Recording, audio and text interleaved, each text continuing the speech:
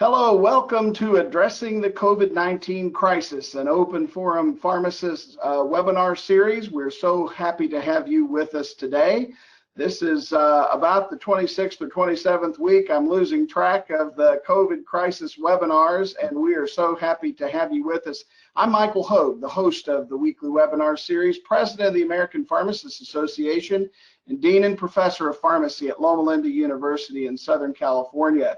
We have, again, another meaty program, lots of good information for you, and I know that what everyone has been asking is what's happening with COVID vaccine. Certainly a lot in the news, but from a very practical standpoint today, we want to talk about the unique storage considerations and other key logistical information that will help you as pharmacists to begin to prepare for when the COVID-19 vaccines become available for distribution and administration. And we'll talk in detail about that. The people that we've got joining us today for the call are really the experts, and they're the ones that'll have the latest and greatest information, just like we always bring you the experts week after week. First, we're going to have Dr. Anita Patel. She is a PharmD. She is currently the senior, or was the senior advisor for pandemic medical care at the CDC in the Center for Health for Emergency Preparedness. She's now the Deputy Director for Distribution and Data in the CDC Vaccine Task Force.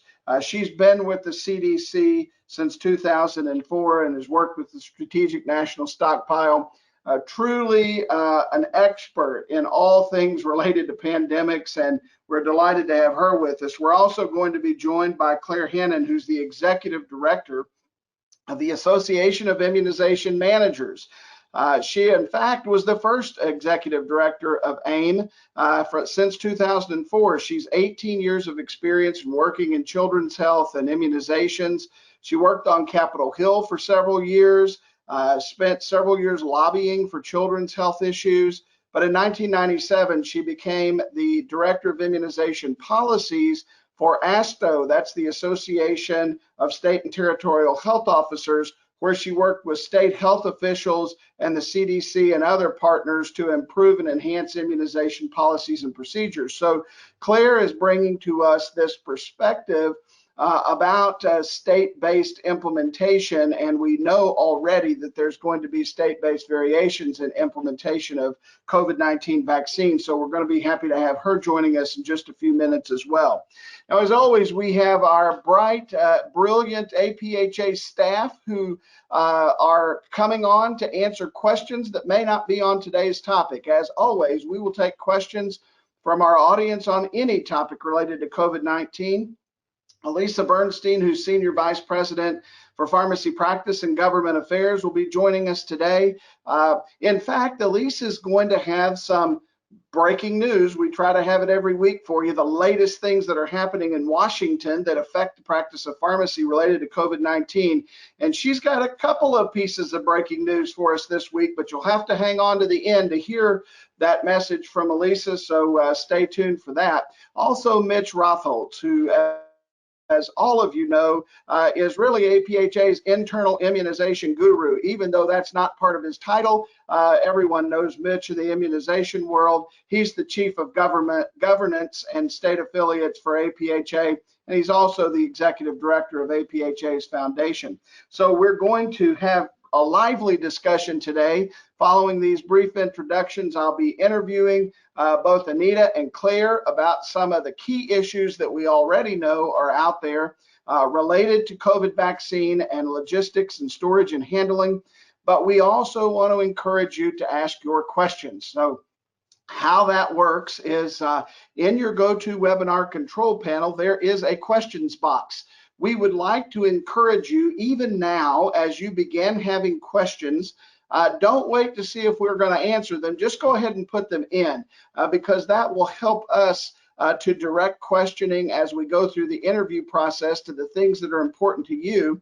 And also, if you would like, during our open Q&A session, we can let you ask your own question verbally. Now, if you'd like to be able to do that, you just simply enter your question in text, and then I'll call on you and the staff will unmute your line. If you're joining by computer audio, That's it. That's as simple as it is. We just unmute your line. You make sure your microphone icon on the top of the GoToWebinar control panel is green, and you'll be able to ask your question verbally. If you're joining us by cell phone or a landline phone, you will need to be sure you've input your audio pin for GoToWebinar into your phone, or otherwise we won't be able to hear you. If you don't have audio capabilities, but you have a question that you want to have asked, just type it into the question panel and put no audio, or Michael, ask the question for me and I'll be happy to ask the question for you. So at any rate, we want to make sure your questions are addressed in today's webinar. It's a critically important topic that I know all of you are very interested in. Now, just a reminder, we are recording today's webinar. It'll be available within 24 hours on pharmacist.com in the COVID-19 resources page. So if you have friends or others who weren't able to join for today, and you think they'll find this information helpful, feel free to refer them to pharmacist.com in the COVID-19 resources page. Also, you'll notice there's a handouts button on the control panel. You can click on that and download the PDF of today's slides. All of the links in this PDF document are active and will take you directly to the resources that are online and available to you. So we try to make it just as easy as we can and useful for you in your day-to-day practice to be able to move forward. Once we get to the Q&A period, please remember there's lots of questions that come in. So if you ask a question via telephone, be brief. Try not to take more than a minute to ask your question so that we have time to take as many questions as we possibly can. So with that, I'm going to ask Anita and Claire to join me on camera so we can get started with addressing these issues. Anita, Claire, thank you for joining us today. We're so happy to have you. Great, glad to be here. Thank you so much. Good. Thanks. Yeah, really happy to be here. Great, great. Well, let's just kick this off and jump in deep right away because I don't want to miss anything. There's so much information that we've got to start cover. So, Anita, I'm going to start with you. Can you just tell us what is currently known about COVID-19 vaccine storage? We hear COVID-19 vaccine, but I think what people may not realize is that there's actually multiple vaccines in the pipeline, and so this might have a detailed answer. I don't know. What do we know about COVID-19 storage? Yeah, absolutely. Thanks for that. So we are watching what is happening with the vaccine development space right now, and there are multiple vaccines that are in stage 3 development. As part of the research and development for the vaccines, there's quite a bit of ongoing stability studies that's happening with each of the manufacturers. Now, ideally, we want to be able to have a vaccine that can be handled at better storage conditions. 2 to 8 is the norm that we see within industry, and that I think pharmacists and other healthcare professionals are used to managing.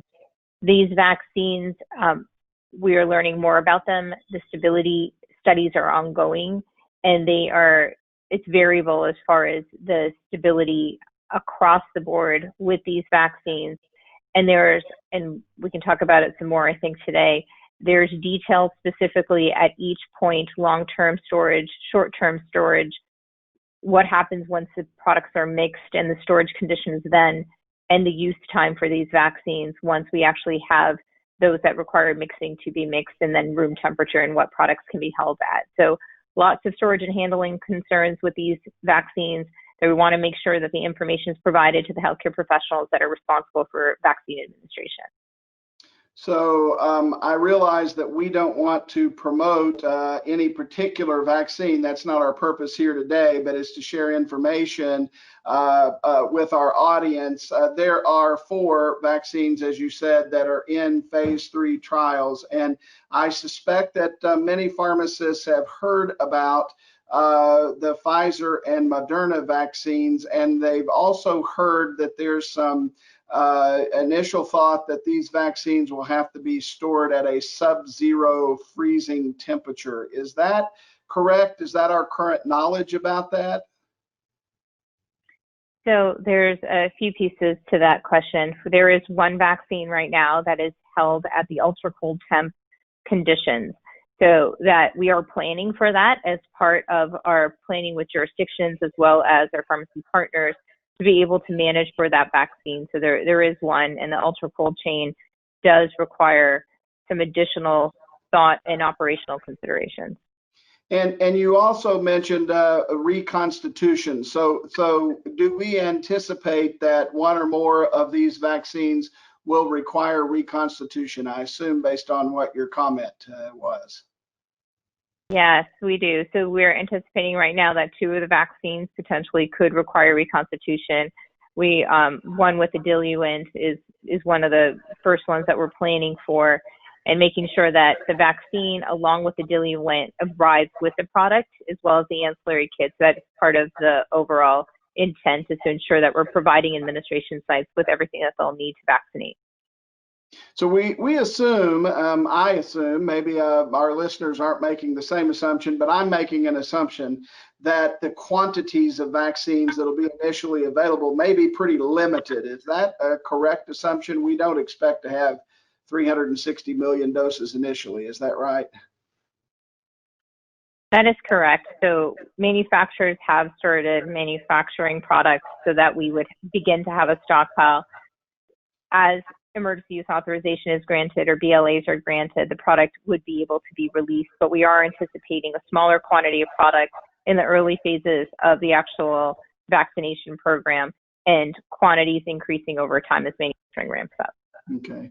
Claire, I understand that the current plans are that the initial vaccine that is supplied would come through state health departments. And so I guess maybe you could share a little bit with us about how states are approaching storage and handling planning from the state level. Sure, thanks, Michael. Yeah, so the plans, states are charged with developing plans for how the vaccine would be, distributed, who it would be sent to, how it would be put into arms. And with regard to storage and handling, I think the states are following the guidance in the playbook around storage and handling, and I think specific guidance is not out yet, but states in their enrollment process, as they're enrolling providers, are assessing their storage and handling capacity and asking questions about their refrigeration, their storage, how their temperatures, their monitoring. So gathering that information. I do just want to emphasize what Anita just pointed out. I think that for state programs for public health and working with providers, really common, used to the refrigerator stable vaccines, but the ultra cold storage is definitely very new and not accustomed to that. So, we're getting a lot of questions about that. I know Anita's getting a lot of questions about that from states. We're still, sorting out all of that information, but states are just looking to identify the capacity that providers have and whether they have ultra cold, what kind of storage and handling they have capacity for in the provider enrollment process. Yeah. So speaking of, just before we get too deep into the, the provider end of how the vaccine is going to be administered, I want to just ask a couple of other more global questions about logistics, if I may. And Anita or Claire, one of you may be able to answer. Both of you may have opinions about this. The administration requires a needle, a syringe, gloves, the keeping with COVID, PPE requirements. If you're in an area where there's an outbreak, you're going to need to wear a mask and potentially a face shield, depending on where you're at. Are providers going to be left to acquiring all of those supplies for administration of the COVID vaccine and the PPE? Is the government going to be helping with that in some way, or the state health departments? Can you give us a little insight onto, that's a very important logistics question for pharmacists. Anita, maybe you could start, and then Claire could add some state perspectives. Sure, absolutely. So we want to ensure that we're providing not just the vaccine, but additional ancillary supplies that would be needed for administration. Recognizing that without some of these supplies, you actually can't administer the vaccine. So right now, the intent is to have vaccine in addition to ancillary supply kits. And in those supply kits, those would include syringes, needles, alcohol pads, as well as small volumes of PPE. So we're looking at just face shields and face masks, and that's in line with the CDC guidance right now for vaccine administration under COVID conditions. We recognize that some sites are using gloves as part of their vaccination process, but that is an optional item in the CDC guidance, and they're not included in the kits, so do want to point that out.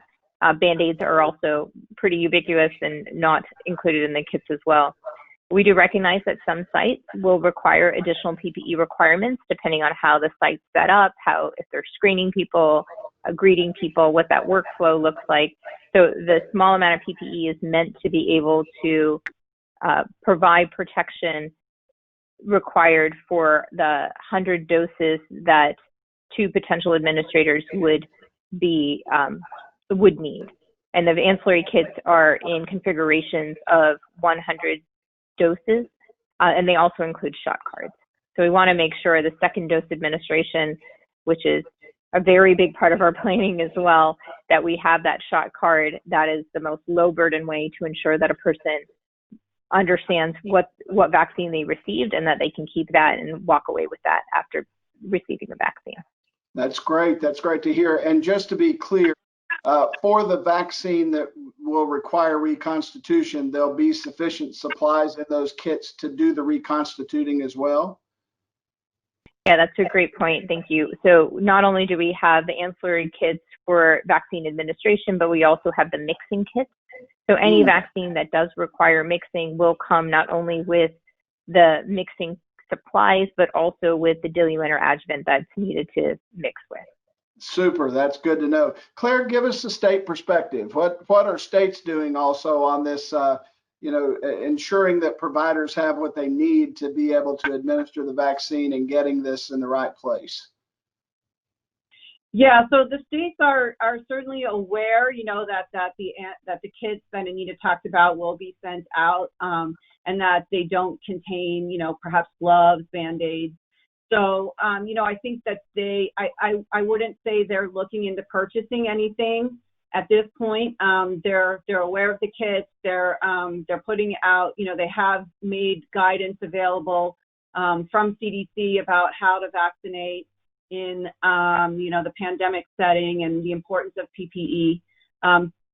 I would say that they're aware of it. They're not necessarily making additional purchases. So, I think that that's good. If you do want gloves or require gloves, that you need to be conscious of that yourself. And, I think states may be purchasing some to have as backup, but right now I'm not aware of any providing of that from a state perspective. Okay. We have a question related to this supply chain from one of our audience members. So I'm going to ask the staff to unmute the line of Jenny Minchow so that she can ask her question before I move on to the next subject related to vaccine. Jenny, we're going to unmute your line. Okay, great. Well, I'll ask your question. The question is the military distributing the initial supply? How will pharmacies get the vaccine from the military if the military is doing it? Anita, I understand the initial supply actually is not being distributed through the military. Is that a correct, am I understanding that correctly? So I'd like to take a second and just step back a bit. So the way that we're structured right now, of course, CDC has a major role in vaccine distribution here. We are part of Operation Warp Speed, and Operation Warp Speed is led by DoD, and they are supporting all of our efforts on the distribution side of the house. So I think if people are hearing DoD is doing this, they are leading Operation Warp Speed's research and development piece as well as our distribution efforts. So distribution will occur through a couple different channels. CDC has centralized distribution as part of our planning activities where jurisdictions would place orders for vaccines for providers that are selected and providers that have signed the agreement and are cleared by the jurisdiction. And that ordering process will then trigger the release of product going right down to the administration site. So that is the current setup. Pharmacies, in addition, have been are a huge valued partner in vaccine administration, and we have created a federal pharmacy partnership program. That program launched this week with the release of draft agreements, where we're asking pharmacy providers that meet a certain criteria to be able to sign up to be a provider once we have enough vaccine supply.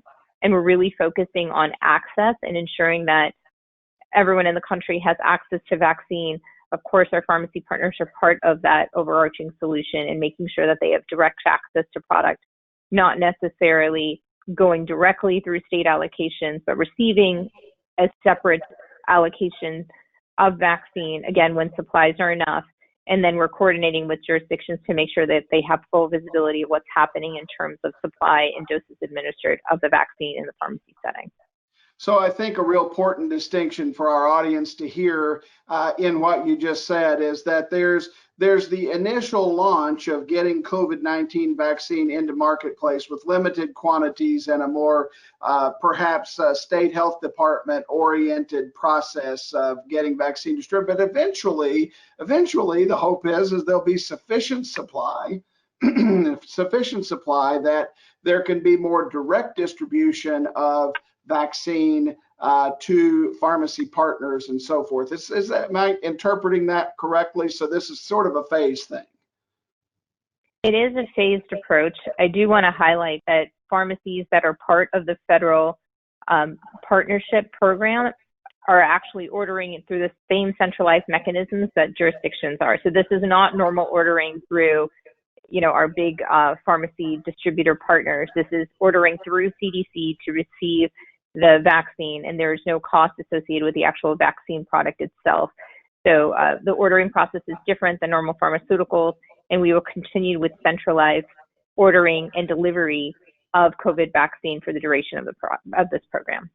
So maybe this question doesn't yet have an answer, but I'm going to ask it, and you can say, well, we don't know if that's the answer. But it makes sense to me that large pharmacy chain organizations like Walgreens and CVS and Albertsons and Kroger, and I'm going to leave somebody out, so those of you on the line are from somebody else, please forgive me. But it seems easy enough to imagine how they might enter into that distribution channel. But what about the 20,000 independently owned pharmacies? And what about the hospital systems that may want access to vaccine directly? Will they also be considered pharmacy partners and have this direct ordering mechanism through CDC? Will they need to go through their, a lot of them belong to buying groups, or, the American Pharmacy Cooperative is one that comes to mind that has lots of pharmacies that connect. How does that work? Or will it be able to work? Sure. So it will definitely be able to work. So the way that we've structured the federal program is for any entity that has, I believe it's 200 location sites, may receive a direct allocation once there's enough supply. So this includes, of course, our large chain partners that have a national footprint, some of our smaller regional partners as well.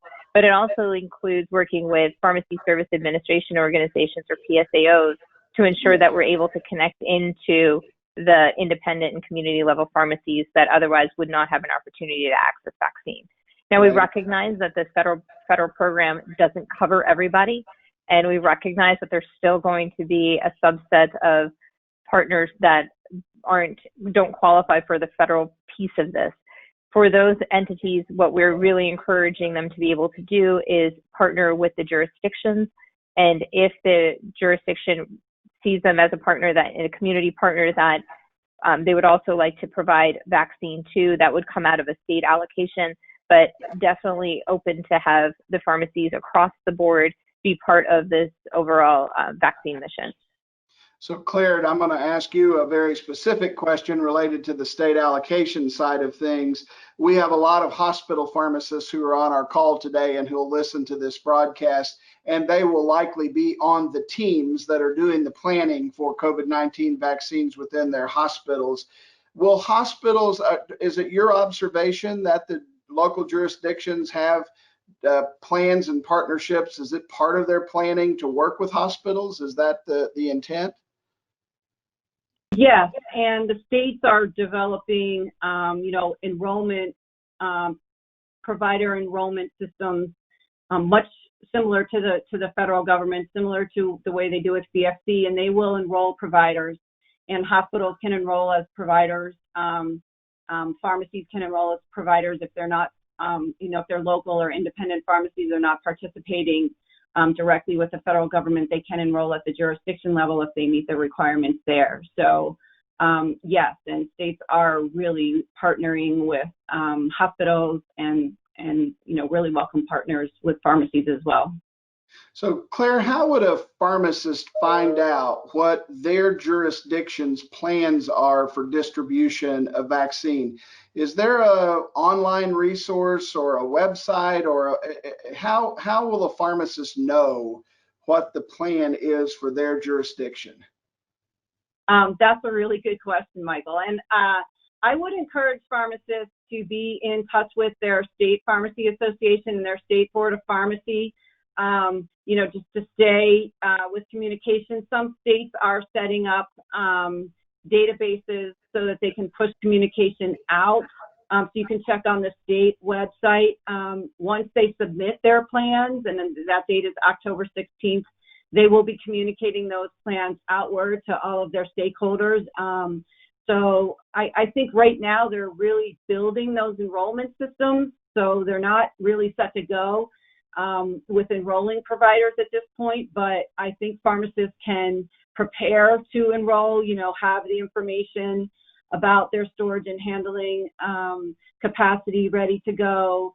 Their licensed, whoever is licensed as a provider, have that information ready to go. Make sure they're connected to the IIS. They can do these things and stay in touch with the Pharmacy Association, and so that when the provider enrollment information comes out, they're ready to go. Yeah, so a couple of real pearls that you had there, Claire, that I really want to emphasize with our pharmacists.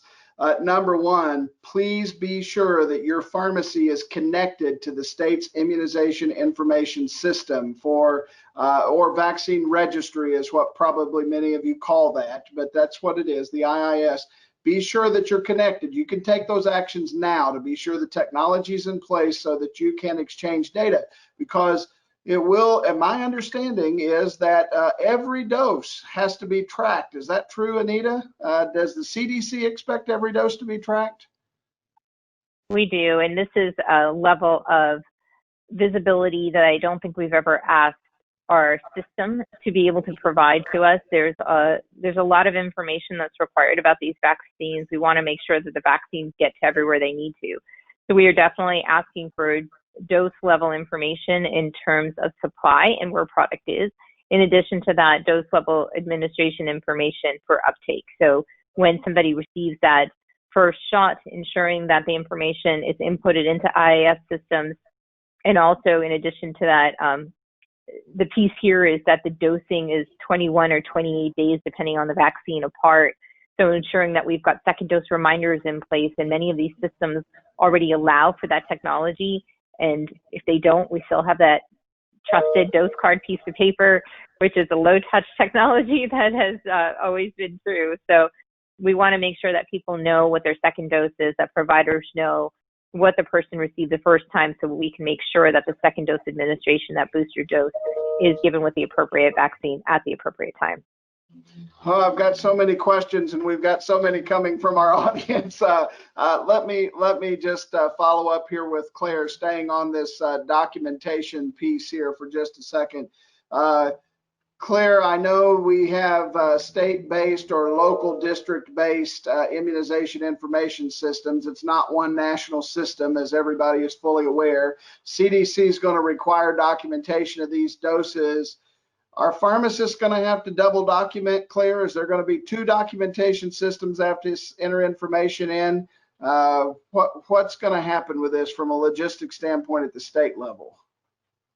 So that is not the goal. I mean, the goal is that systems would be connected. And so that's why I think it's so important for pharmacists to be connected to the state IIS, to make sure you have that connection and you can report data there.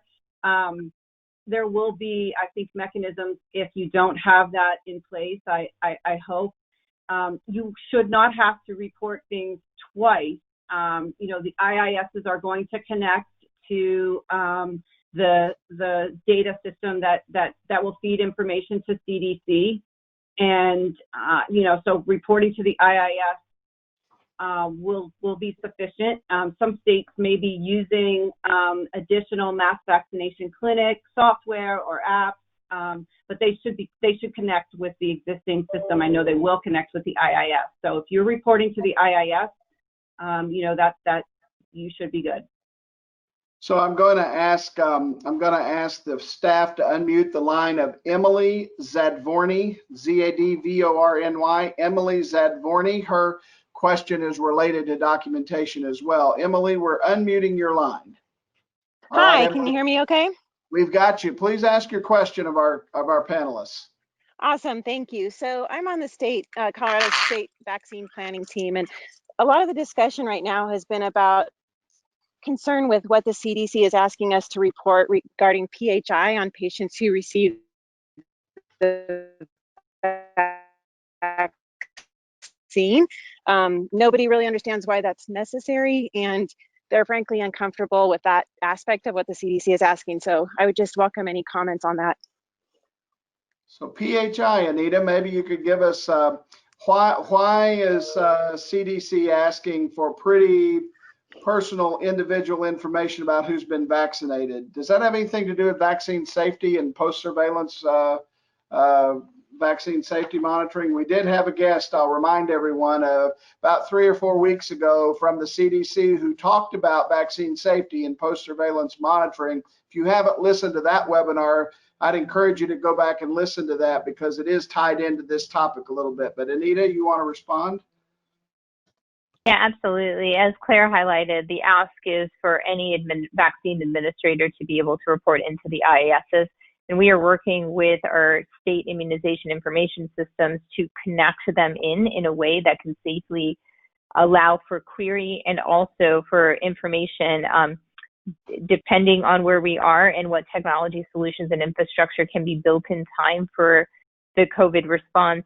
Information coming in with either reporting upward would be de-identified, going up the chain. So we are looking at where that identification cutoff is right now and ensuring that we've got the right technology solutions in place so that states are able to connect their IASs and share information with each other. One of the things we're cognizant of, if you look at the example of, and sorry to use this specific example, but it's the first one that comes to mind, but if you've got the snowbirds that are in Florida and then they end up going back to New York, how are we going to ensure that there's information flow and that their second dose information follows them?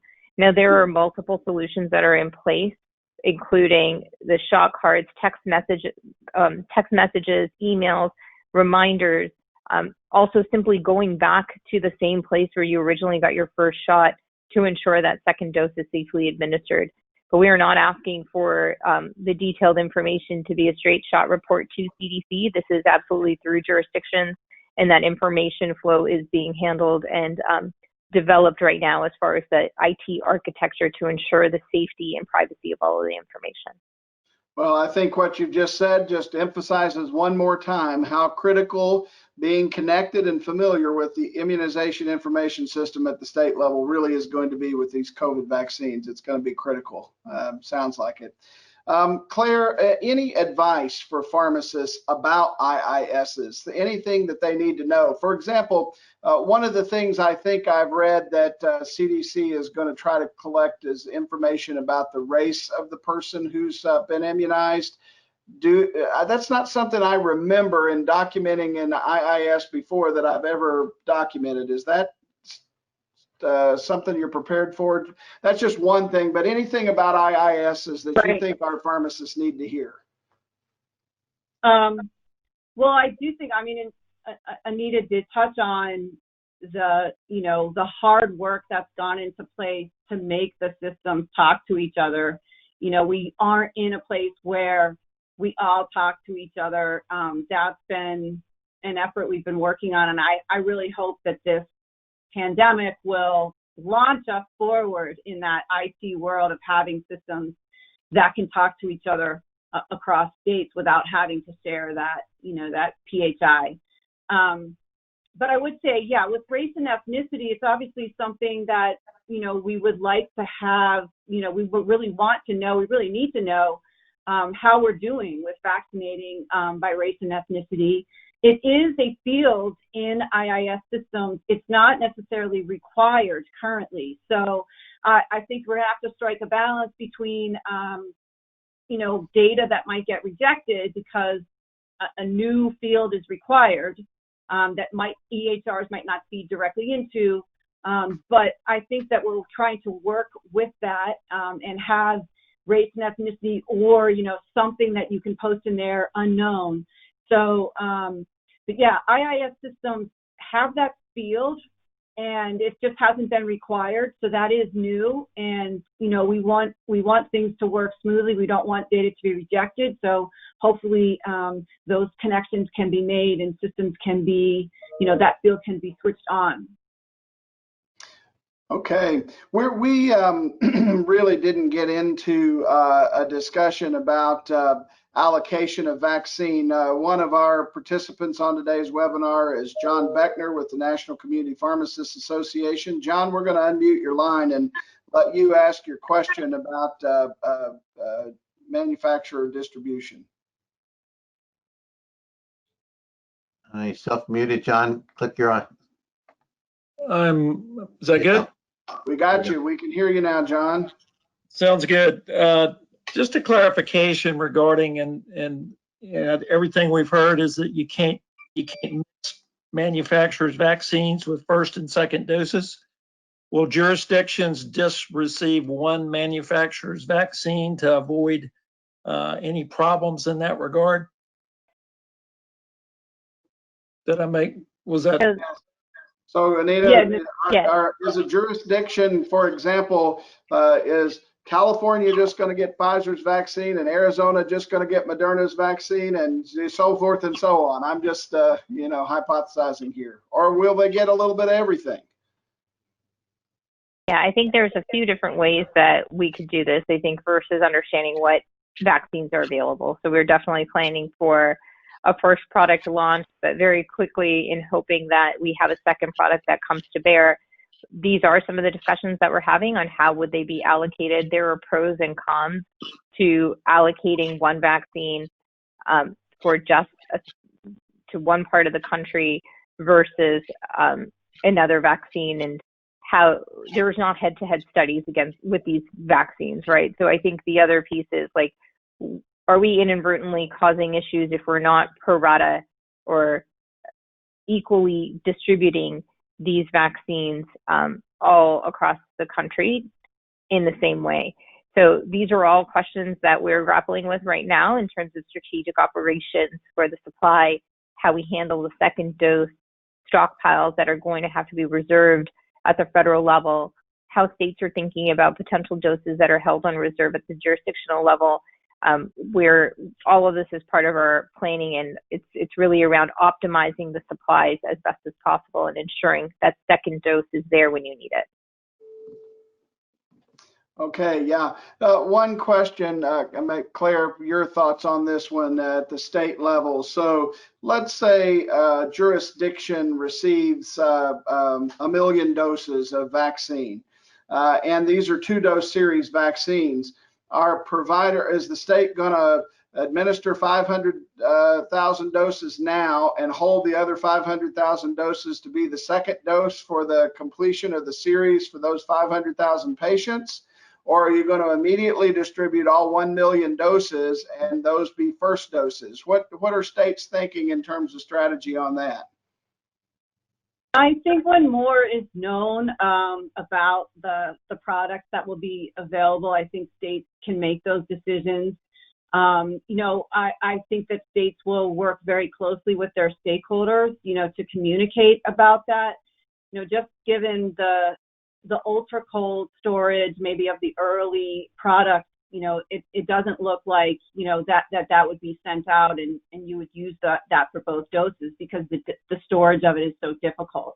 And it doesn't make sense for, a lot of holding of doses at the provider level. It makes sense more at the federal level and the jurisdiction level to plan that out. So states will be working with CDC on that, and we'll communicate those strategies when more is known about the different vaccine products and, some of that, the factors in around the storage and handling and what kind of capacity there is. Okay. Anita, anything you want to add to that? I think I couldn't agree more with what Claire said. We're still learning a lot about the product, and there's limitations. Holding it more upstream in the supply chain does allow us to target and push product to where it's needed when it's needed. It's harder to redistribute as it starts moving down the chain. So definitely lots of considerations in supply optimization right now. Absolutely. So one of the questions that has come in that I was asked to speak on behalf of one of our participants, Dale Mundwaller, he wanted to know if is equipment going to be supplied for providing the ultra cold temperature, because many local communities, especially rural ones, may not have such technology or equipment. So I guess, Claire, that's really for you. What are states thinking? I'm sure it's all over the board. I mean, if you're in North Dakota in the middle of December, it's mighty cold outside. It might be a little easier than if you're in South Florida, I would say. So what are the plans? I would say no, that states are not going to be providing any kind of storage, containers or anything, refrigerators, ultra cold. I would say no in that. In fact, when we polled our members if they were looking even to purchase them at the state level, we didn't see a lot of that. States are working with their academic institutions, their laboratories, trying to identify where they have ultra cold storage. But I think ideally we want to get the vaccine that requires ultra cold storage directly to the site the day that it's going to be used, and to use everything in the package. So that makes things really challenging on the planning level. But I would say that, you're not going to see states providing, any ultra cold storage. Obviously, it does vary by state, but I wouldn't expect that. Okay, that's great. Amanda Applegate's going to give us a comment from, go ahead, Anita. Yeah. Sorry, Michael. I just wanted to add. I just wanted to add to what Claire described. So we're definitely thinking this is just-in-time inventory. The product that happens to be at the ultra-cold level, it also comes in a very large unit volume. The lowest unit volume that you can order is 1,000 doses, or roughly 1,000 doses, like 975.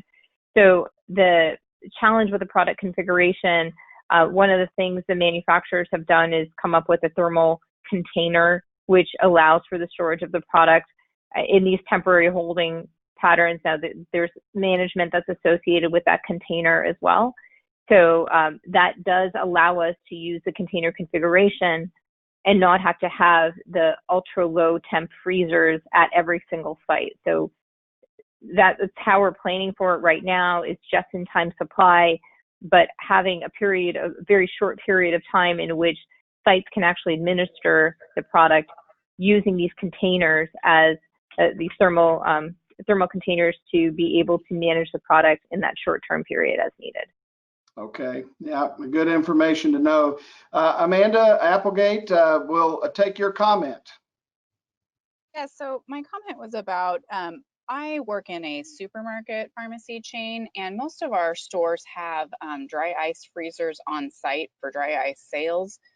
So with proper labeling, electrical outlets, protection, temperature monitoring, is that something that we're thinking could be utilized for some ultra cold type storage?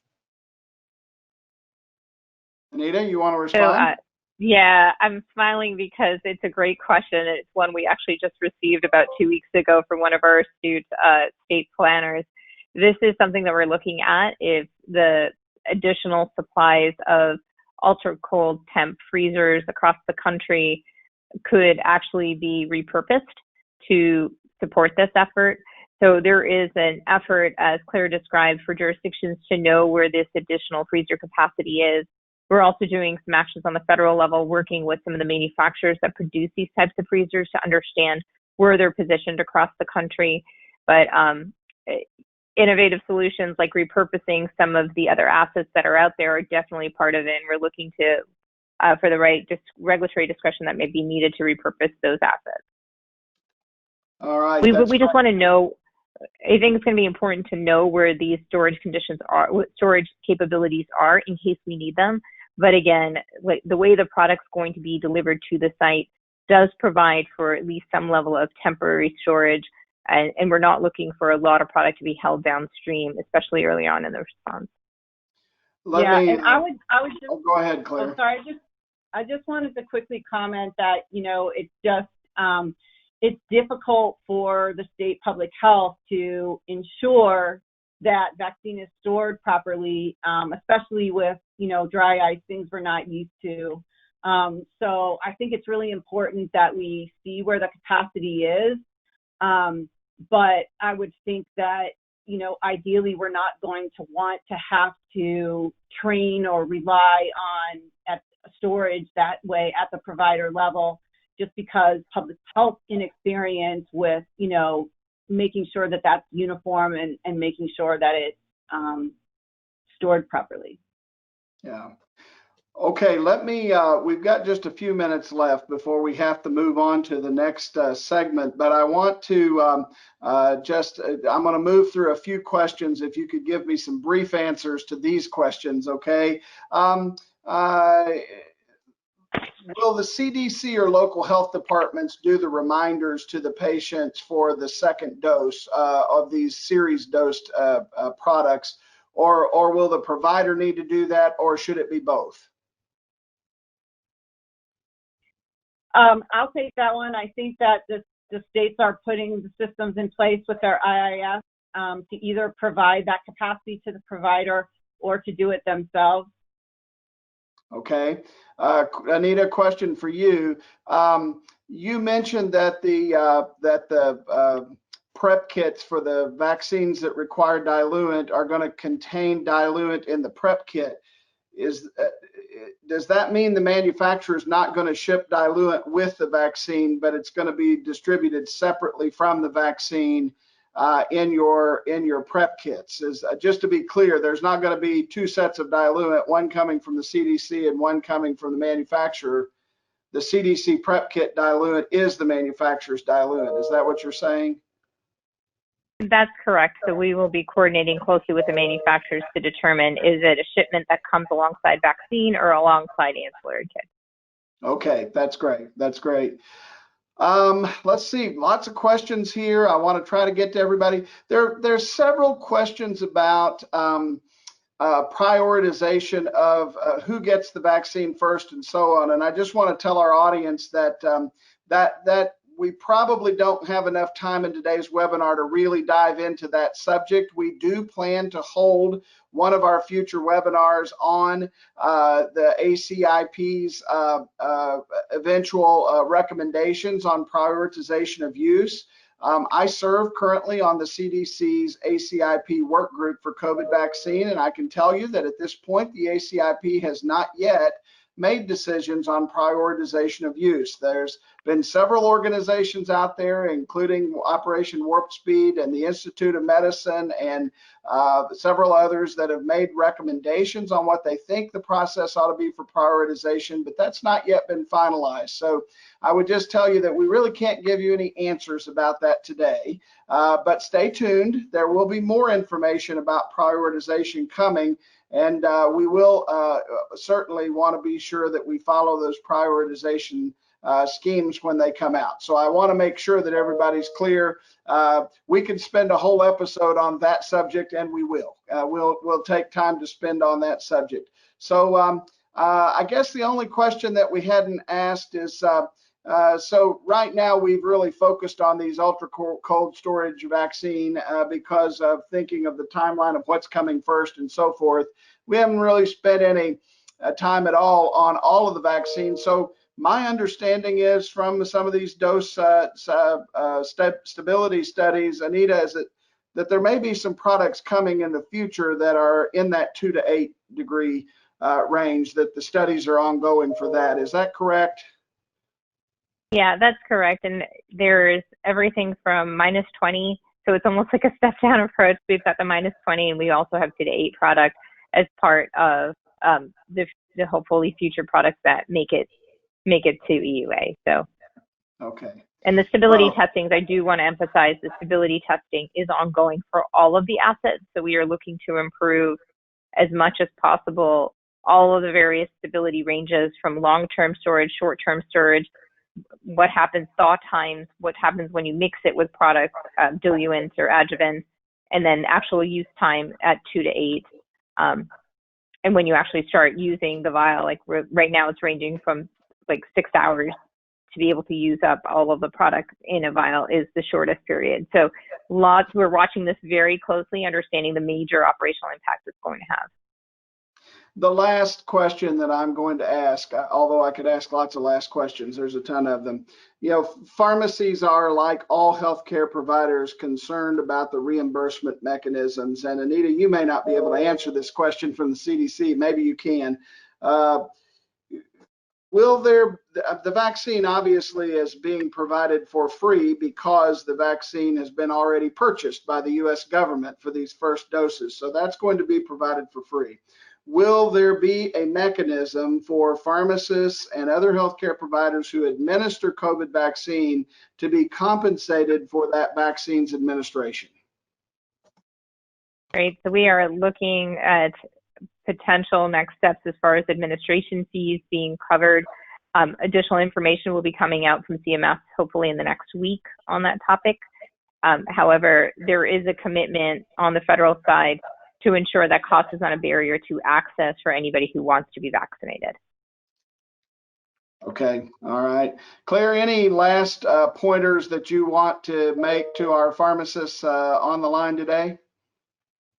Yeah, I mean, I just wanted to say, you know, pharmacists are tremendous asset, valuable vaccinators. We have encouraged our program managers to work with you, and we've set up a community vaccinator informational site for our members to know the capacity of pharmacists, and we're getting a lot of hits on that. So if you have community vaccination capacity, you can go on our website and record that, and then the states can see that. You know, I think that it's really difficult as information is changing daily, but definitely we'll be partnering with pharmacies, and that provider enrollment information will be coming to you soon from your state. And, you know, so stay posted and stay tuned. Thank you. Thank you very much. Well, Claire Hinnon from the Association of Immunization Managers and Anita Patel from the CDC, thank you so much for joining us this week. We'll let you get back to your very, very busy duties we know that you have, and we're going to welcome Elisa Bernstein from APhA staff to now join us and share some breaking information from Washington, D.C. on the legal and regulatory front. Thank you so much, Michael. Thank you. Great, thank you. I'm trying to get on here. Thanks so much. That was fantastic, Claire and Anita, and of course, Michael. So there's a lot going on this in Washington right now. So I'm going to whiz through these slides, but if you have any questions, there is information on pharmacist.com. The first thing I wanted to share, which goes to a bunch of questions that were asked that Michael addressed, and that was the allocation. And one of the National Academy of Science and Engineering and Medicine just last week issued a report on the framework for equitable allocation.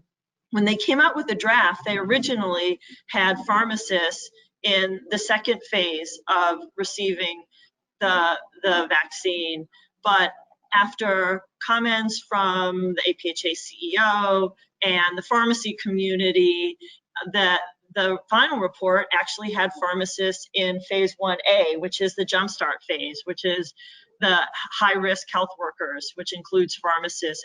And the question about high-risk patients, that's also in phase 1 as well. Now, these were recommendations, And as Michael said, that this will all be taken into consideration into the final decision for allocation. So the next slide, please.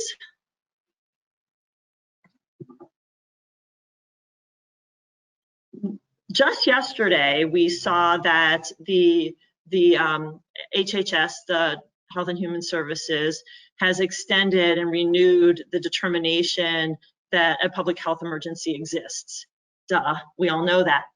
Why is this important? It's important because a lot of the authorities and flexibilities that have been granted at the federal level that have, and also trickled down to the state level, uses the basis of the public health determination as the ability why these flexibilities and authorities can exist. And so this is important. We keep an eye on it. The determination lasts for 90 days. So every 90 days it's renewed. We expect it to be renewed several times in the near future, but it's still something to keep an eye on. And it's something that we're also working on. So once the public health emergency is over, we want to keep these authorities. So it is something that we're working on. We actually have a website on how you as members and pharmacists can take action and different steps that you can take to maintain these authorities. Next slide, please. Very exciting day for pharmacy on Tuesday, just a few days ago, that the case of Rutledge v. PCMA was heard at the Supreme Court. Don't have enough time to go into this. Go to www.pharmacist.com/SCOTUS.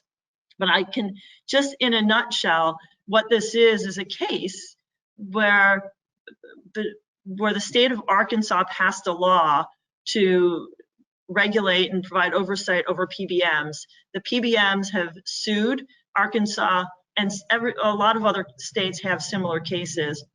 The case made its way up to the Supreme Court, and it's a really important case because if the state of Arkansas wins, that means that similar laws in other states will be upheld against any challenges by the PBMs. And so something to keep a look on. The decision in this case, we're expected to see sometime in the spring, but before June of next year. So we'll be telling you about that hopefully soon. And then the final slide I wanted to share was just yesterday, the Surgeon General issued a new report on controlling hypertension. It was a call to action for measures to be taken to control hypertension in this country. It has strategies to be taken, and specifically it calls out pharmacists several times in the report as important healthcare providers for controlling hypertension. So again, don't have a lot of time right now to go into it, but we'll have more information available on our website. But go to the report, and it's really interesting to read because it really talks about how we as a healthcare community and communities need to be able to support patients in controlling hypertension. And finally, as we say every week, as we're trying to get provider status for the authority for pharmacists to test and immunize for Medicare, please take action. If you haven't sent letters, you can go to this website, and it's really easy to send a letter to your legislator and about the importance of pharmacist testing and immunization. Thank you. Thanks, Elisa. Back to you. I just want to mention to everyone that the reason why we still are pressing to get congressional action is that although HHS has given pharmacists the authority to order or prescribe both the vaccines and the tests and administer those, there is not a direct payment mechanism that's clear, and we need Congress to act so that there can actually be payment for these services and not just the provision. So it's really critical that we get everybody to act. I also want to point out to you all that on our immunization page during COVID-19, there is actually an immunization resource page in our COVID-19 resources on the pharmacist.com. There is a storage and handling kit that's there, a resource that you can use that deals with storage and handling of vaccines. And that's on today's topic. I knew you would probably find that valuable, so hopefully everybody can take advantage of that. Now, next week is going to be our monthly opportunity for CE. We do CE once a month at this hour as a part of our update, and we're going to do that next week. This is not it. This slide is actually about our pediatric immunization program, which is available on our website. It's live now, so you can check that out and get the CE you need for pediatric immunizations. But next week, our program is going to be on COVID-19, dispelling the myths and stating the facts, and really trying to separate out what we know these months in. There are a lot of myths, there are a lot of facts. You can get an hour's worth of CE, but you have to be live. You will not be able to get CE for next week's program unless you're live and listening to the program live. We will archive it, but you won't be able to get CE on the archive version. So sign up. You'll need to go to the pharmacist.com website and follow the weekly webinar to be able to sign up for that in advance in order to get your CE.